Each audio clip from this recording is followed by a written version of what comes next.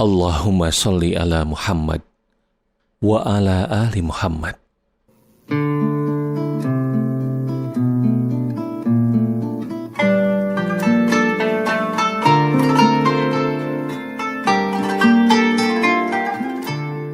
Al-Quran memuji orang-orang yang memiliki sifat sidik. Quran Surat Al-Ahzab ayat 23, yang artinya, di antara orang-orang mukmin itu, ada orang-orang yang menepati apa yang telah mereka janjikan kepada Allah. Maka di antara mereka, ada yang gugur, dan di antara mereka ada pula yang menunggu-nunggu, dan mereka sedikit pun tidak mengubah janjinya. Anas bin Malik radhiyallahu an menjadi pelayan Rasulullah SAW melalui sebuah peristiwa unik, yaitu ketika ibunya menggendongnya saat ia berusia 10 tahun ke kediaman Rasulullah SAW untuk diserahkan sebagai pelayan. Kala itu sang ibu berseru, "Wahai Rasulullah, ini pelayanmu Anas."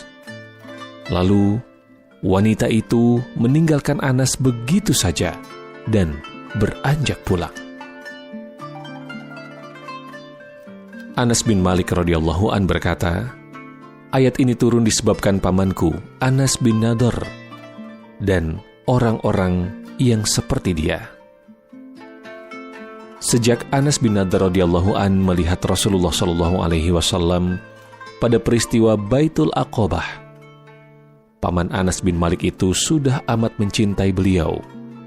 Hanya sayangnya, disebabkan adanya beberapa hal, Anas bin Nadhr tidak dapat ikut Perang Badar. Padahal Perang Badar memiliki posisi khusus yang sangat istimewa di kalangan umat Islam. Semua sahabat yang mengikuti perang ini mendapatkan predikat khusus di antara para sahabat yang lain. Bahkan menurut Jibril alaihissalam, yang menjadi panglima golongan malaikat dalam Perang Badar, para malaikat yang ikut dalam Perang Badar juga mendapatkan kedudukan istimewa di antara para malaikat yang lain.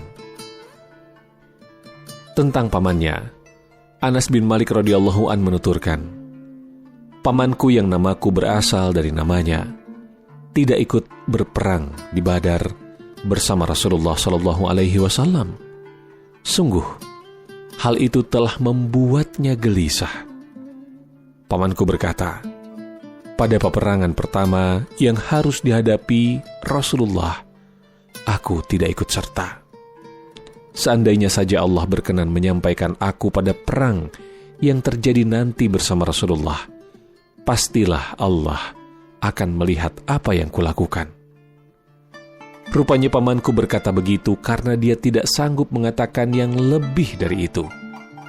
Maka kemudian dia ikut berperang bersama Rasulullah dalam Perang Uhud. Saat itu dia bertemu Sa'ad bin Mu'az yang bertanya padanya, "Wahai Abu Amr, hendak kemanakah engkau?" Ia menjawab, "Semerbak aroma surga sudah kucium di kaki Gunung Uhud." Maka dia pun maju bertempur sampai akhirnya syahid. Ketika mengenang kembali Perang Uhud, kita pasti tak akan bisa menahan sesak yang mendadak terasa di dada. Sebab itulah perang yang di dalamnya 70 sahabat Rasulullah gugur sebagai syahid. Tampaknya itulah penyebab yang membuat Rasulullah SAW setiap kali melintas di dekat Uhud selalu berkata, "Uhud adalah gunung yang mencintai kita, dan kita pun mencintainya." Maksud ucapan Rasulullah SAW ini adalah agar umat Islam tidak membenci Uhud.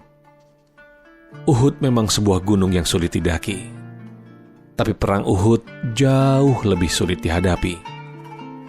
Pada saat itu sebagian sahabat meninggalkan pos yang telah ditetapkan oleh Rasulullah SAW selama beberapa saat sebagai bentuk perubahan strategi.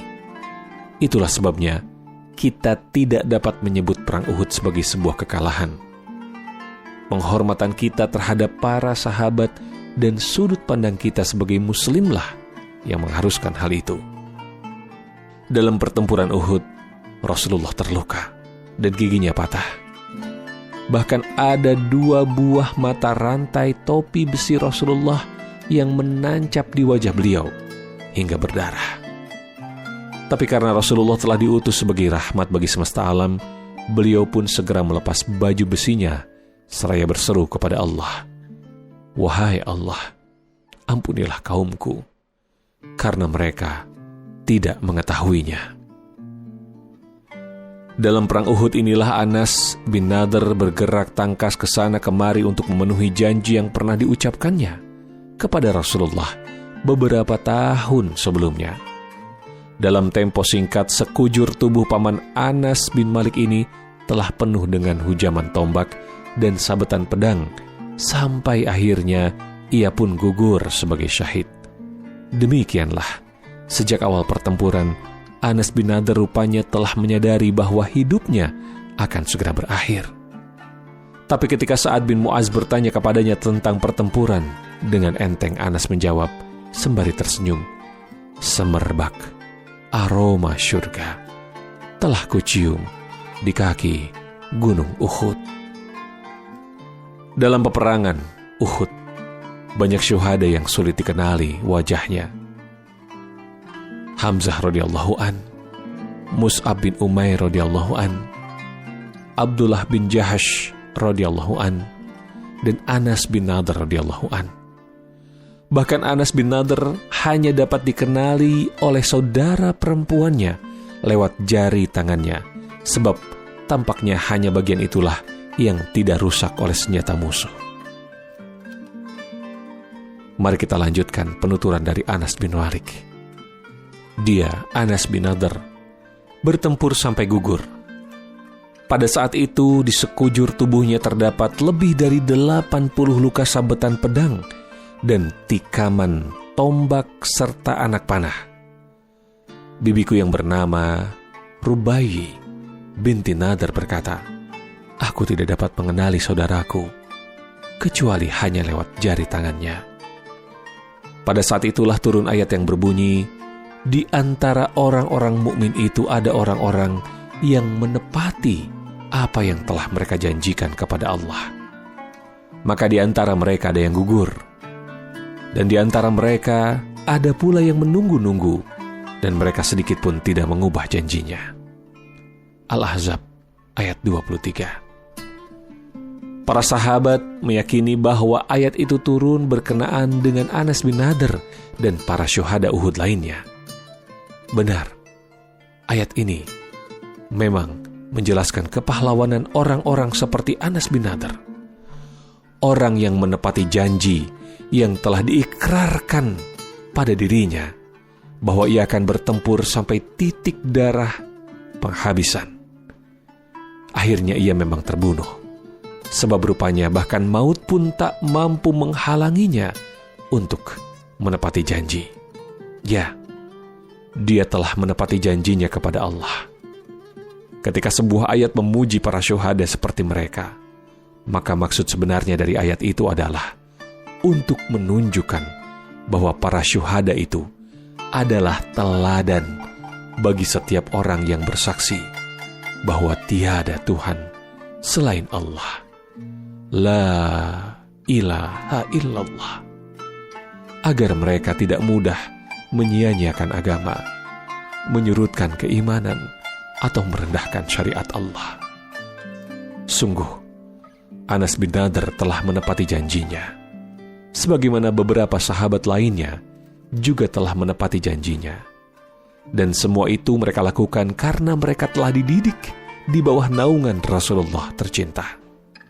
Jadi, sebagaimana halnya sosok yang mereka cintai adalah seorang shadiq yang terpercaya, maka para sahabat dan murid-murid beliau pun menjadi orang-orang yang shadiq dan terpercaya. Inspirasi cahaya abadi Muhammad Sallallahu Alaihi Wasallam, kebanggaan umat manusia. Hoja Effendi.